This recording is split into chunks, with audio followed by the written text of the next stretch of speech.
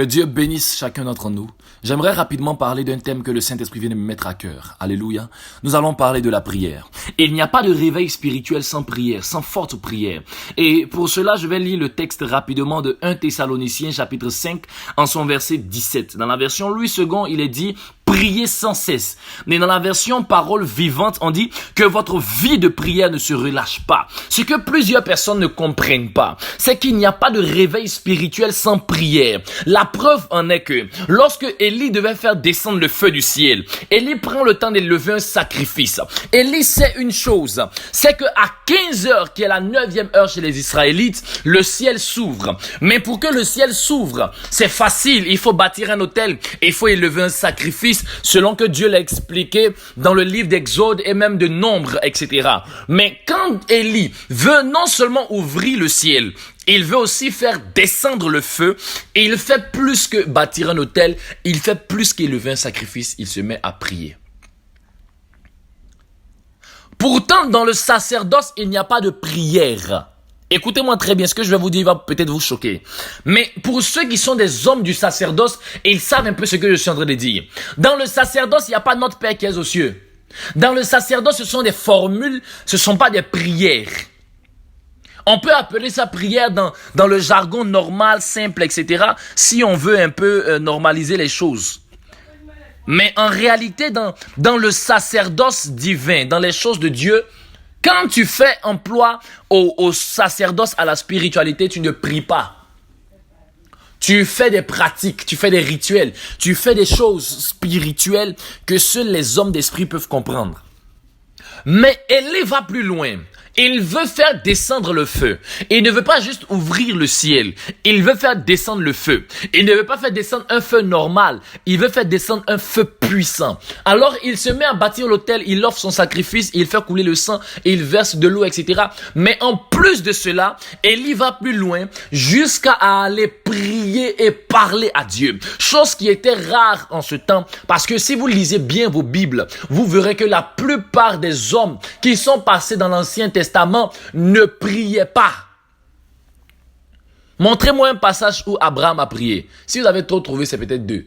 Les gens ne priaient pas la plupart du temps. Pourquoi? Parce qu'ils n'avaient pas encore un accès direct au Père. Ils devaient passer par des rites, par des pratiques, par des choses pour pouvoir entrer en contact avec Dieu le Père.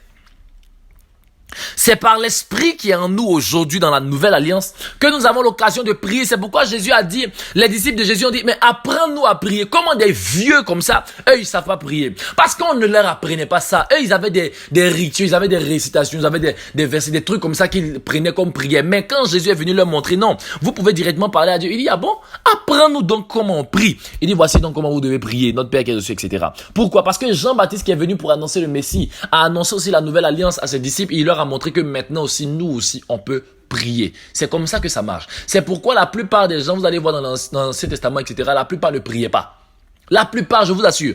La plupart ne priaient pas. Vous avez vu Moïse prier avant de faire miracle. C'est rare. Il va se mettre dans la présence de Dieu, il va parler à Dieu, il va prier, etc. Mais c'est rare que ça se produise. Et la plupart des hommes de Dieu ne priaient pas. Samson lui-même, il priait même pas du tout même. Pour venir libérer, il priait pas. L'esprit tombait sur lui, il frappait les gens, il tuait les gens, ça finit.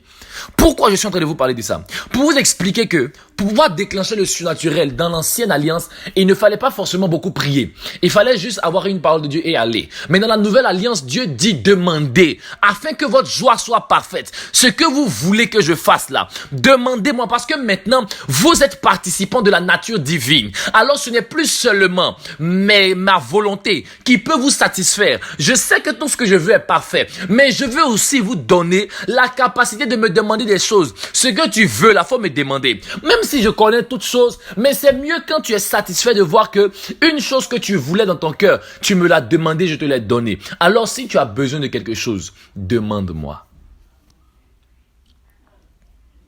Et c'est ainsi qu'il est écrit que votre prière et votre vie de prière ne se relâche pas. Et on dit ensuite, n'éteignez pas l'esprit.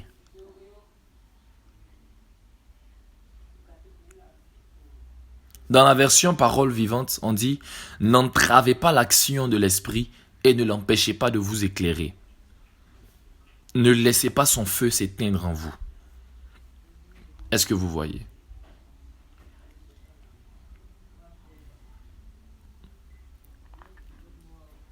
Le problème de plusieurs, c'est qu'ils ignorent que le Saint-Esprit en nous vient en portions. Oui, le Saint-Esprit en nous vient en portions. La Bible dit, Jésus-Christ dans Jean 3, Jean-Baptiste est en train de parler à Jésus, est en train de parler à ses disciples de Jésus. Il dit, car l'Esprit ne lui a pas été donné avec mesure. Ça veut dire quoi? Nous autres là, nous on a reçu l'Esprit avec mesure. C'est pourquoi la Bible dit, vous devez être remplis du Saint-Esprit. Pourquoi quand on parle de remplissage, on parle d'un dosage, on parle d'une quantité. On parle de quelque chose qu'on te donne en quantité. Ça veut dire que nous avons reçu l'Esprit de Dieu, mais en quantité.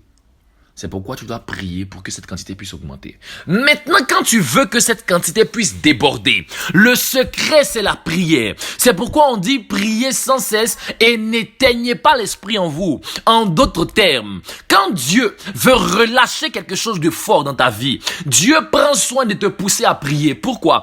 Parce que ce sont tes paroles qui ont la capacité de pouvoir créer. Quand Dieu a fait de toi participant de la nature divine, comme le dit 1 Pierre, quand Dieu t'a élevé comme étant participant de la nature divine, Dieu te donne la bouche autorisée. Un jour, j'étais en train de parler avec mes enfants, je leur ai dit, mais posez-vous une question simple. Pourquoi dans la chambre haute, c'est la langue de feu qui descend? Pourquoi c'est pas autre chose qui descend? Vous allez recevoir une puissance. Pourquoi c'est pas le bras de feu? Puisque dans l'Ancien Testament, quand on parle de la puissance de Dieu, on parle du bras de l'Éternel, on parle de la main de Dieu. Pourquoi c'est pas une main qui descend sur eux? Pourquoi c'est une langue? Chacun essaie de donner sa réponse. Je leur ai dit, mais souvenez-vous qu'à la création, on dit, puis Dieu dit. Dans Jean 1, on dit, Dieu a créé tout chose par sa parole. En réalité, l'objet de la puissance de Dieu, c'est sa parole. C'est sa langue qui est la parole. Alléluia. C'est pourquoi vous devez apprendre à prier, à parler à Dieu. Un jour, j'étais en train de discuter avec une de mes filles, quand Dieu m'ouvre l'esprit sur Jean chapitre 1, verset 1. C'était l'une des plus belles révélations que j'avais jamais eues de ma vie. Lorsque Dieu me dit que Jean chapitre 1, verset 1 est l'un des meilleurs versets pour parler de la prière. Je dis, comment ça? On dit au commencement était la parole, mais il me dit, mais prier c'est quoi? C'est parler à Dieu, c'est la parole. En d'autres termes, la prière c'est une parole qu'on adresse à Dieu. Donc, quand on dit au commencement était la parole, vous devez comprendre que pour le commencement d'une nouvelle dimension, pour le commencement de ta bénédiction, pour le commencement de l'accomplissement de ta destinée, pour le commencement de ta réussite à l'école, au travail, dans ton mariage, etc. Pour le commencement de tout ce que tu veux, de tout ce dont tu as besoin, il doit avoir la parole qui est la prière. Si ta parole ne va pas se mettre avec Dieu, ta parole ne pourra pas enfanter avec Dieu de grandes choses. Et ta parole rencontre Dieu lorsque tu pries. Il dit, quand vous priez, dites. Genèse 1:3, puis Dieu dit. Alors Jésus nous met maintenant dans le même canevas, dans la même dimension que Dieu. Quand Dieu a voulu faire descendre la lumière qui était au ciel sur la terre, il a dit, on dit, puis Dieu dit que la lumière soit. Jésus dit, quand vous priez aussi, dites, notre Père qui es aux cieux, que ton règne vienne et que ta volonté soit faite sur la terre. Donne-nous notre Père, donne-nous notre pain, pardonne-nous nos offenses, etc., etc. Et même ne nous soumets pas à la tentation, délivre-nous du mal. Quand vous priez, dites. En d'autres termes, c'est ta prière, la prière que tu déclares, comme Jésus a déclaré dans Genèse 1. Et la lumière apparut et la création s'est faite. Dieu dit, quand tu pries aussi, faut dire ce que tu veux voir, dis-le. Parle à ton Père. Donc la prière devient un dialogue, la prière devient une discussion, la prière devient une parole qu'on prononce. Au commencement était la parole. C'est cette parole qui a engendré ce qu'on voit aujourd'hui de physique. De la même manière que ta prière, qui est une parole que tu adresses à Dieu, va engendrer ton réveil à une dimension incroyable. Laisse-moi te dire, il n'y a pas de réveil sans prière. Les apôtres ont pris leur temps.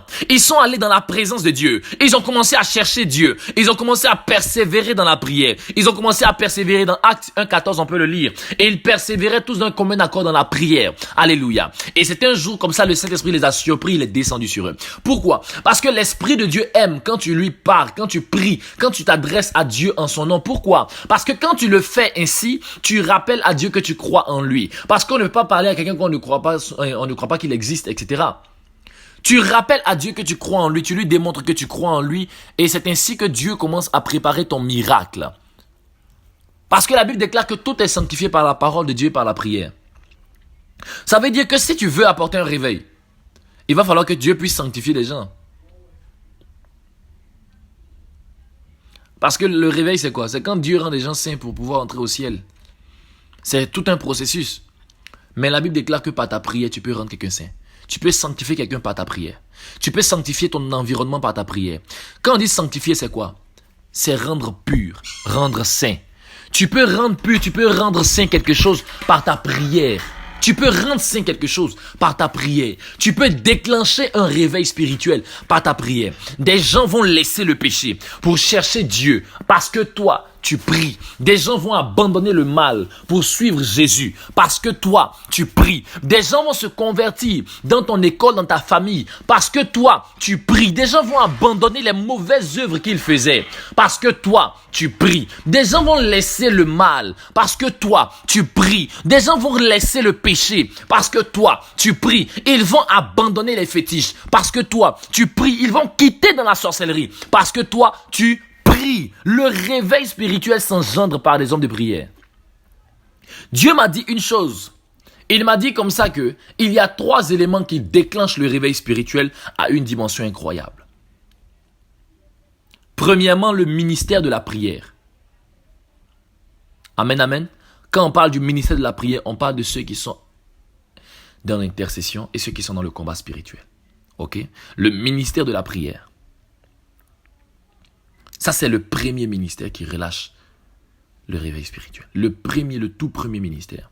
Si Dieu veut emmener un réveil puissant, Dieu va susciter des hommes de prière et des femmes de prière. C'est une obligation. Et Dieu les suscite avant tout le monde. Dieu peut les susciter 50 ans avant un réveil spirituel, 25 ans avant un réveil spirituel. Et si le réveil est très proche, 2 mois, 3 mois, 5 mois, 1 an même avant le réveil, Dieu commence déjà à choisir des personnes. Il va leur dire, entrez dans le lieu secret. Commencez à prier 2 mois, 3 mois, 5 mois, 10 mois, 1 an, 2 ans. Ils vont commencer à prier, Père, le réveil, Père, le réveil, Père, le réveil. Et leur prière va descendre devant le trône de Dieu. Et leur prière va commencer à bouger les choses. Parce que ce que les gens oublient, c'est que Dieu, c'est vrai, il est un Dieu d'amour, mais il est surtout un Dieu de principe. Dieu ne se dérobe pas de ses principes. Donc Dieu ne peut pas venir apporter un réveil spirituel sur la terre si les gens qui habitent sur la terre ne lui demandent pas sans cesse un réveil spirituel. Pourquoi? Parce que la terre ne lui appartient plus comme ça à 100%. Il a donné la terre aux hommes. Donc si les hommes ne demandent pas que Dieu vienne intervenir sur la terre, Dieu ne va pas intervenir sur la terre. C'est pour ça que Dieu a placé des gens qu'on appelle des intercesseurs, afin qu'il y ait des personnes, des hommes qui sont oints pour pouvoir demander à Dieu de venir intervenir sur la terre. Satan aussi a placé des gens, des féticheurs, des marabouts, des mystiques, des rosicruciens, des francs-maçons, etc. qui vont se placer là afin de tout faire pour que le réveil de Satan aussi puisse arriver. Chacun a sa mission. Alléluia. Quand toi tu es là comme ça, en train de réfléchir, non Seigneur, c'est-à-dire que, tu réfléchis à beaucoup de choses. Pendant que Dieu te demande de pouvoir prier, tu es distrait dans autre chose. Quand toi tu as cette dimension-là, il y a des gens dans le secret qui sont en train de bombarder, qui sont en train de prier, qui sont en train d'intercéder pour que Satan passe par eux pour apporter un réveil. Et toi? Nous devons comprendre ça dès maintenant. Nous devons commencer à nous préparer pour le réveil spirituel. On doit avoir des intercesseurs. On doit avoir des guerriers de la prière. Des gens qui sont pointus dans le combat spirituel et pointus dans l'intercession pour les âmes. Des gens qui vont bombarder sans cesse, Seigneur, les âmes. À partir de minuit et 3 heures, ils sont en prière. Rakamashanda, Rogodozite, les Souvraglanoshi Praboria. Quand ils vont commencer à prier, le feu va descendre et le feu va commencer à brûler sur cette terre des hommes, brûler la chair des hommes, brûler les péchés en hommes, brûler ces choses et la puissance de Dieu va se répandre à cause des hommes et des femmes de prière. Et il n'y a pas de réveil spirituel sans prière. Il n'y a pas de réveil spirituel sans prière. Les apôtres, lorsqu'ils ont voulu connaître une grande dimension de réveil, ils se sont mis tous ensemble à prier. Acte chapitre 1, on dit ils persévéraient dans la prière. Acte chapitre 2, on dit ils ont reçu quelque chose de fort. Acte chapitre 4, on dit ils persévéraient dans la prière. On dit ils ont reçu quelque chose de tellement fort que la terre s'est mise à trembler. Quand Dieu veut susciter un réveil, Dieu les met tous ensemble pour qu'ils puissent prier. Si tu veux réellement un réveil, prends les 2 chrétiens de ta maison, les 3 chrétiens de ta maison, même si c'est le seul chrétien, assieds-toi quelque part, cherche un ami, cherche une amie, va dans l'école, cherche des gens qui sont chrétiens, etc. Trouve un gonghi, un certain nombre de personnes. Quand on parle de gonghi, ça c'est le langage ivoirien pour dire un groupe de personnes. Vous trouvez un certain groupe de personnes, vous vous mettez ensemble à 2, à 4, à 7, à 10, pourquoi pas. Et vous commencez à élever la voix. Vous commencez à élever la voix, parler à Dieu. Seigneur, mon école. Dans l'école, si vous priez pour l'école. Dans la société, si vous priez pour votre entreprise. Dans la famille, à la maison, si vous priez pour votre famille. Père, le réveil, Père, touche les âmes. Quand vous allez faire ça 1 fois, 2 fois, 3 fois, vous allez commencer à constater un réveil puissant qui va se faire seul.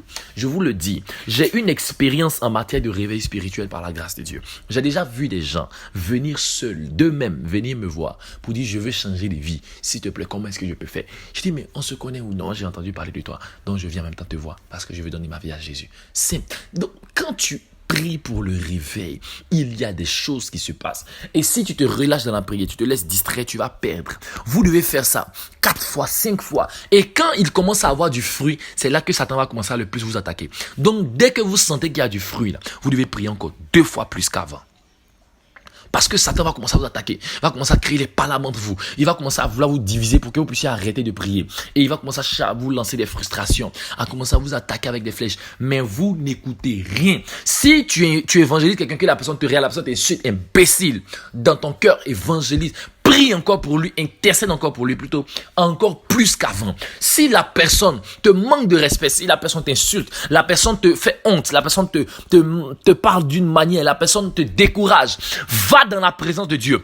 Prie 4 fois plus qu'avant. Parce que Satan voit que tu es sur le point de gagner le cœur de la personne. Vous savez, il y a un niveau où, quand tu pries pour quelqu'un comme ça, la personne commence à se donner à Jésus-Christ. Il y a un niveau où la personne ne peut plus revenir en arrière.